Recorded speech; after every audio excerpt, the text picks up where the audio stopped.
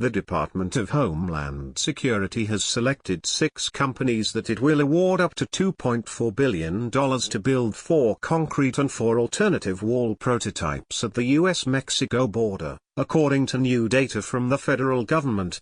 U.S. Customs and Border Protection announced this latest step on Thursday to carrying out President Trump's campaign promise to secure the southern border, which will start with companies building prototypes. The companies were selected from hundreds that submitted proposals earlier this year on how to create border barriers.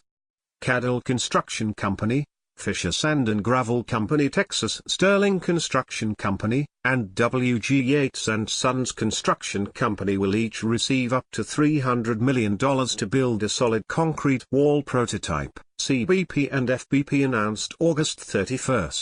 Cadell and Yates, as well as KWR Construction Incorporated and Elta North America Incorporated, will also be given up to $300 million each to build alternate materials border wall prototypes, according to CBP.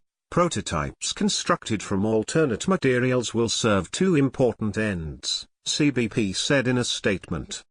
THA will provide an innovative perspective in the application of new materials, which will allow CBP to evaluate the potential for new wall and barrier designs to complement the current wall and barrier used along the southwest border.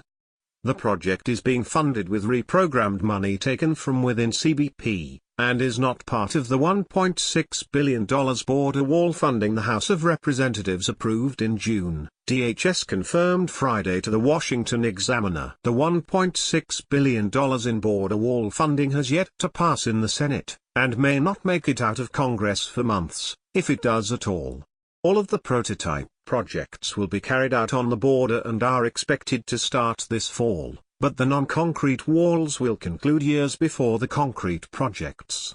Each of the 8 prototypes will be between 18 and 30 feet tall, and address specific issues Border Patrol agents deal with in certain regions, such as community, geography, and wildlife concerns. Homeland Security chose to have a number of wall types built so they can see how border operations are carried out with different barriers.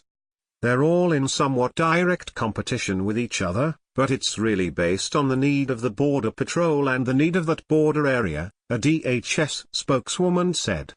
There's an adage in Border Patrol: if you've seen one part of the border, you've seen one part of the border.